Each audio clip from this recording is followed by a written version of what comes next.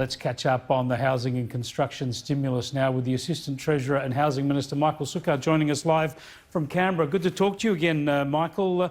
All along, since this has been announced, I've been saying your big problem to get people spending money, even with this cash grant, is to get local government approval quickly enough for people to get some money flowing inside 6 months. Now, the reports in The Australian today are suggesting there's tens of billions of dollars hurled up around the country in local government approvals. Yeah, Chris, you've been on the mark, and we've said every level of government needs to do their bit. Obviously, with the HomeBuilder program that we've announced, that's going to support hundreds of thousands of jobs in the residential construction industry through $25,000 grants for new homes and substantial rebuilds of homes. State governments, in many cases, have put in place their own grants. They've backed in the federal government's HomeBuilder program, whether that's Tasmania or Western Australia, with their own additional grants. And you're right, Chris, local government has to step up to the plate and make sure that they are meeting their statutory timeframes, that they're not acting as a blocker to this really important part of the economy. And as the Australian reported today, $19 billion worth of projects are being held up. No doubt some of those for good reason, but I think over a long period of time, people throughout the country have recognised that at a local government level, planning and approval processes are very slow, certainly by international standards. And in the COVID-19 world that we're in now, as I said, every level of government needs to put their shoulder to the wheel. And in the case of local government, it means they've got to work their tails off to get these approvals happening more quickly. Yeah, people in the industry suggest there will be a lot of extensions where people have done the planning, maybe even got the approval and are just waiting to get their finances in order. So this might shake a lot of that loose. Hopefully that's the case.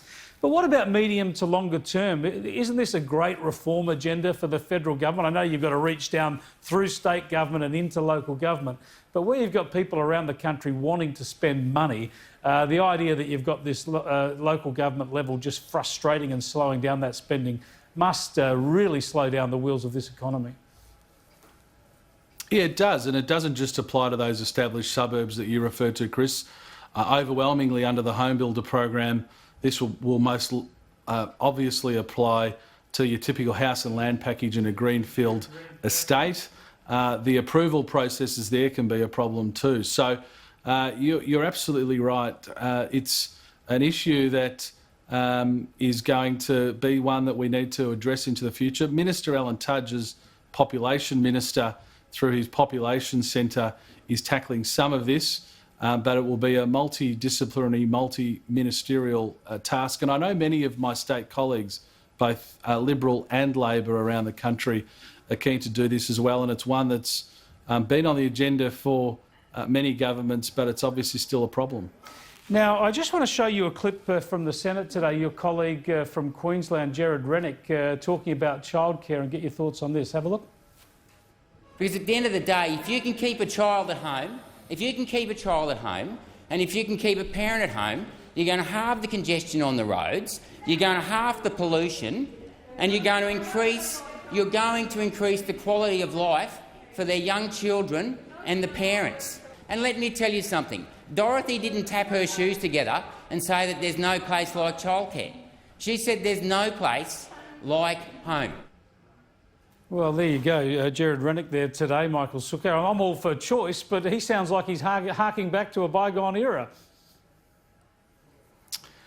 Look, Jared's a deep thinker and he does think about these things a lot. I suspect, just hearing that for the first time, Chris, that he's probably not far from your point about choice and really what the government's point is, and that is we want to give parents the opportunity to make that choice. And obviously, we celebrate as a government things like female participation in the workforce, but at the same time, we want to celebrate parents, whether they're mothers or fathers or a combination of both, who are staying home and, to some degree, doing the most important thing that any parent can do, or any carer, any grandparent, and that is raising the next generation. So I think we are probably in furious agreement with Jared that choice is the name of the game here.